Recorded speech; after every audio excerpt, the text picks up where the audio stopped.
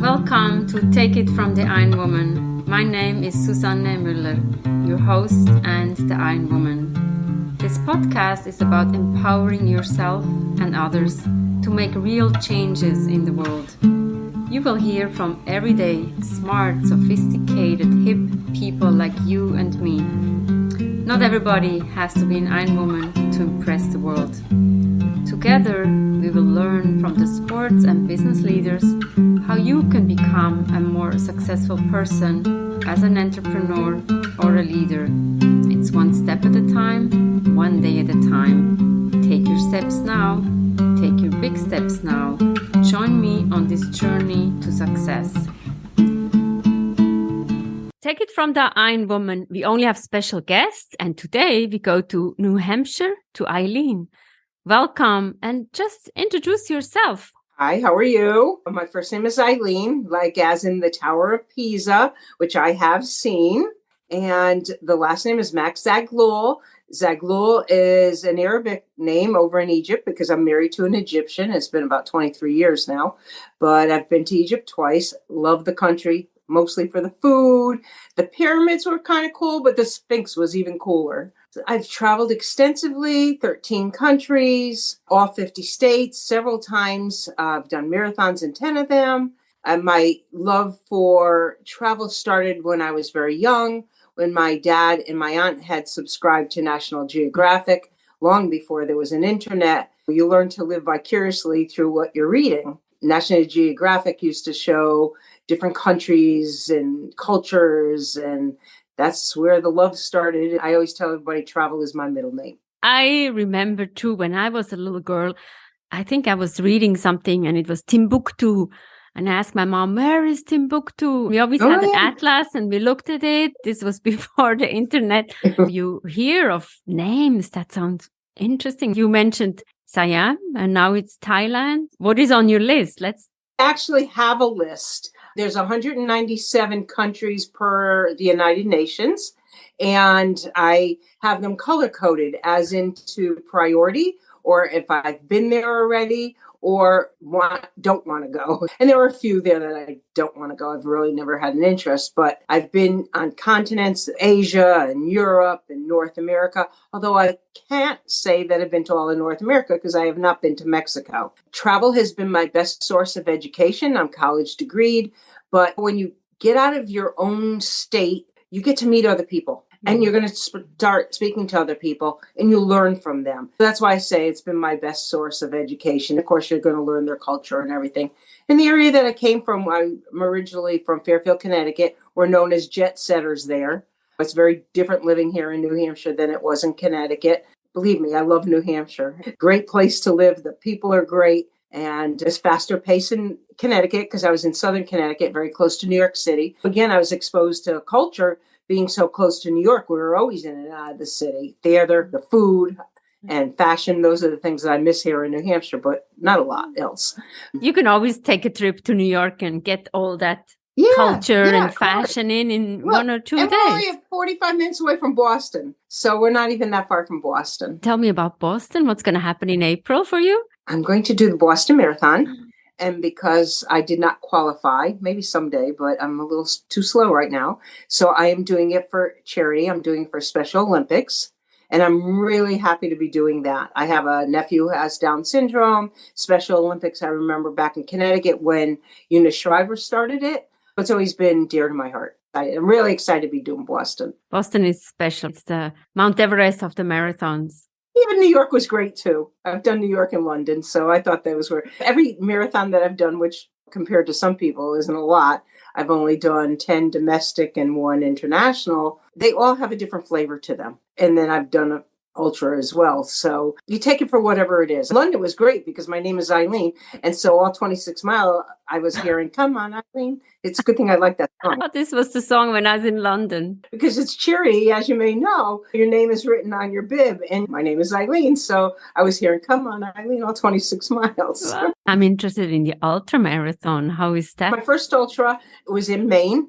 It was on a farm. It was a groom trail.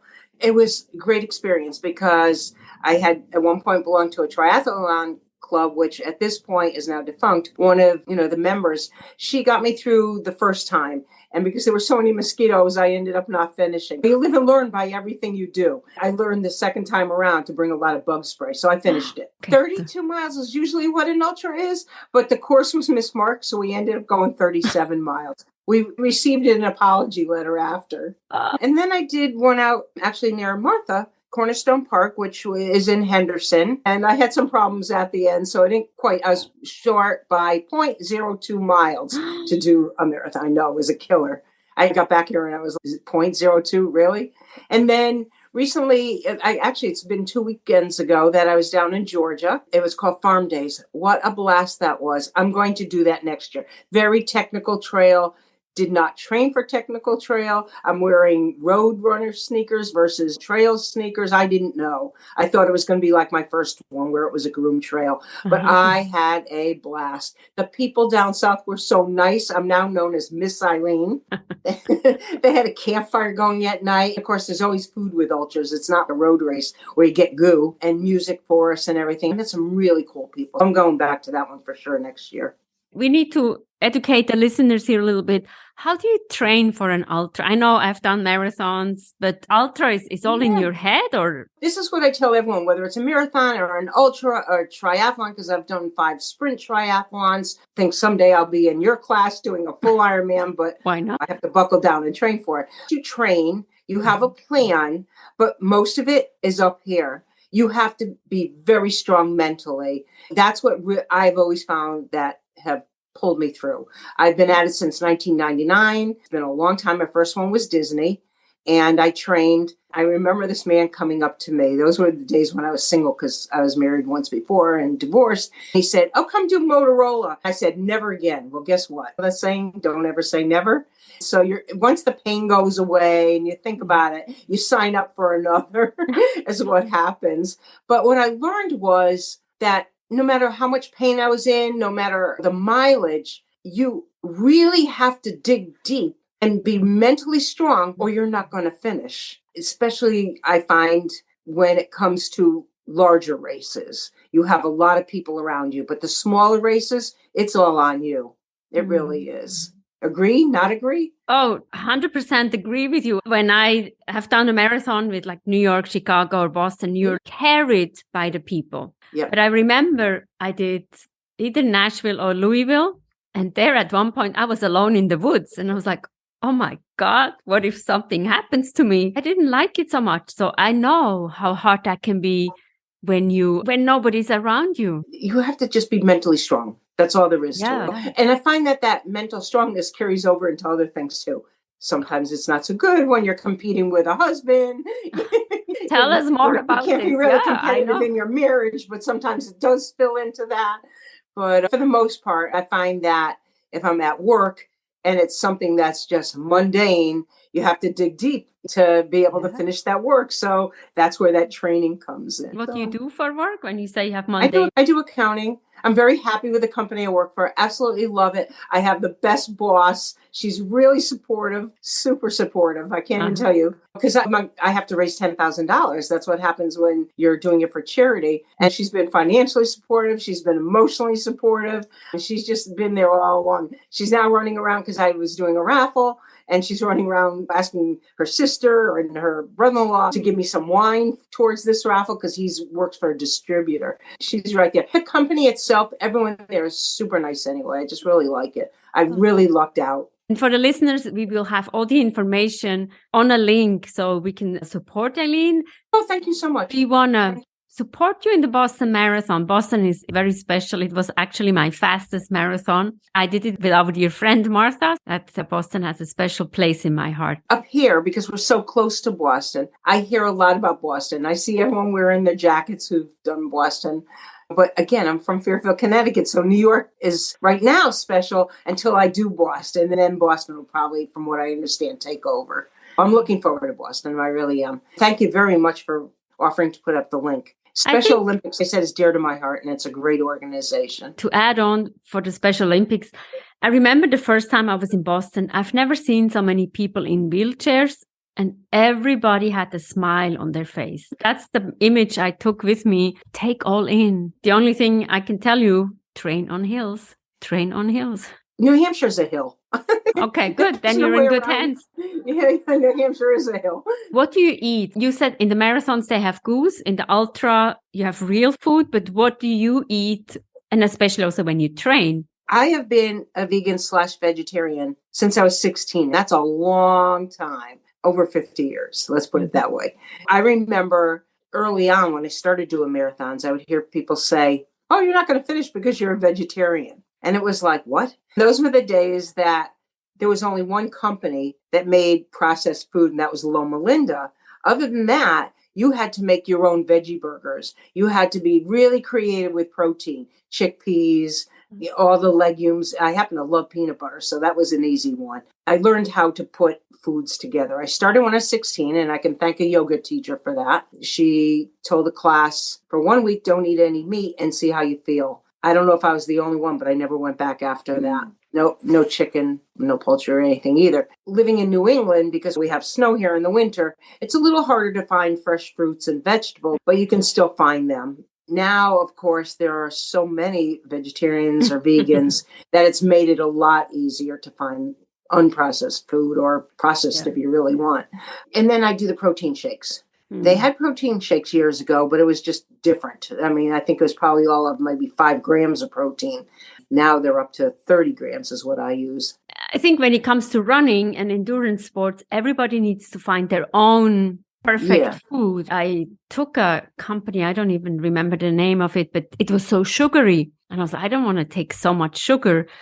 So it's when you are training, you need to find the right nutritions that work for you. The one I use is out of Canada. It's not very sugary. I happen to be a chocoholic, and it's dark chocolate that I like. So I get my chocolate fix with my shakes. Like for breakfast, I'll have oatmeal, banana, and then I have a snack usually around 10 o'clock. And then lunchtime. Once I'm in training, I try to eat a lot more salads that are loaded up with protein, versus just in the evening when I would just have like lettuce and some olive oil on it or something. And then in the evening, I have the veggie burger. I happen to like butternut squash in the fall and in the winter.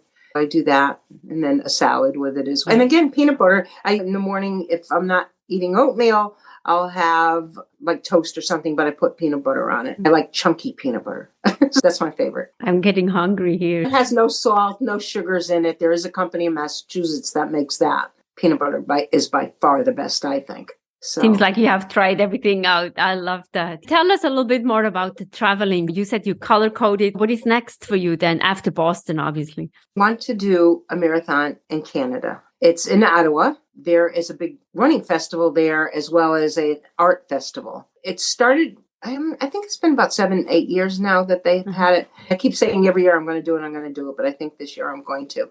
However, there's also an ultra down in Pennsylvania, so I really haven't made up my mind. A friend who I met live in Georgia is signed up for it already, and I keep putting him off because I really haven't made up my mind. I think what I'm going to end up doing is cutting 2 pieces of paper and put Pennsylvania, Canada, and put them in a hat and draw it, because they both are unique in each way. The medal for the one in Canada is just gorgeous. I happen to like that dirt surface. I may end up doing Pennsylvania. I'm torn between both. And one's in the US. And the other thing is, I'm only right now at 2 countries for doing marathons. If I get 3 more countries in, then I can join the Marathon Globetrotters. That's the other draw. I'm in the 50 States Club. I'm still at 10. That was a dream since I started doing my first marathon in 1999. Like I said, I did Disney.